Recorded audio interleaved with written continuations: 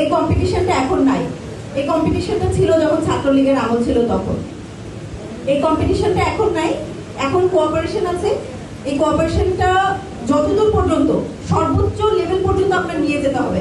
আপনি যদি মনে করেন যে তৃণমূলের একটা নারীকে উঠায় নিয়ে আসলে আমার রাজনৈতিক পজিশনটা হচ্ছে নড়বড়ে হয়ে যাবে, এটা আপনার সব থেকে ভুল ধারণা। কারণ আপনার রাজনীতির লেজিটিমেসি, কেন্দ্র থেকে আপনার রাজনীতির লেজিটিমেসি তৈরি করে ওই তৃণমূলের নারীরা।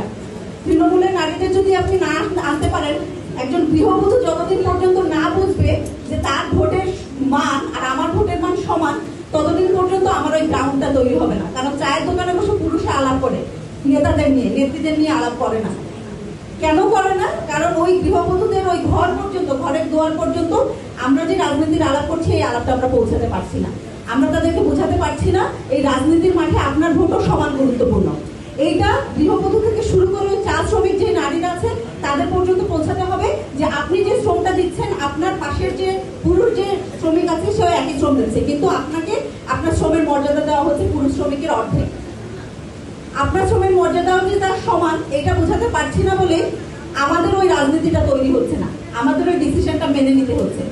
আপনার নিজেদের স্বার্থে তৃণমূলের যে নারী, গৃহবধূ নারী থেকে শুরু করে একদম পেশাজীবী নারী পর্যন্ত সবাইকে এম্পাওয়ার করতে হবে, সবাইকে ডেকে নিয়ে আসতে হবে, জোর করে হলেও আপনার কথাটা শোনাতে হবে।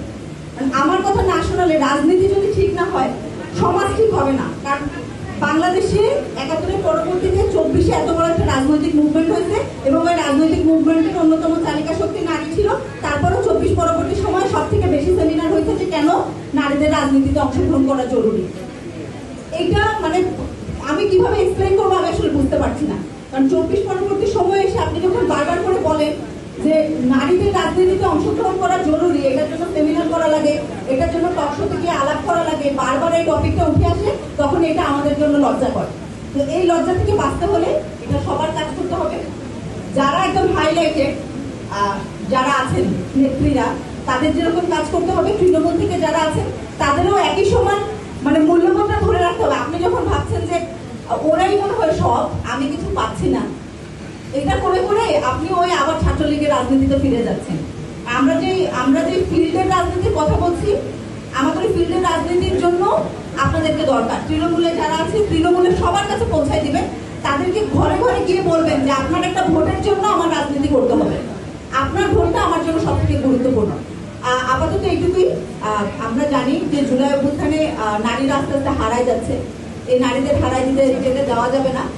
এটার গরজ সব থেকে আমার বেশি থাকা উচিত, আমাদের বেশি থাকা উচিত। কারণ ওই নারীরা হারায় গেলে আপনি কাউকে এই কথাও শোনাইতে পারবেন না যে আপনার রাজনীতি কেন জরুরি, নারীদের রাজনীতিতে আসা কেন জরুরি। কারণ এটা আপনার শোনার মতো কোনো নারী থাকবে না তখন, যখন সবাই ঘরে ফিরে গিয়ে তালা দিয়ে দিবে।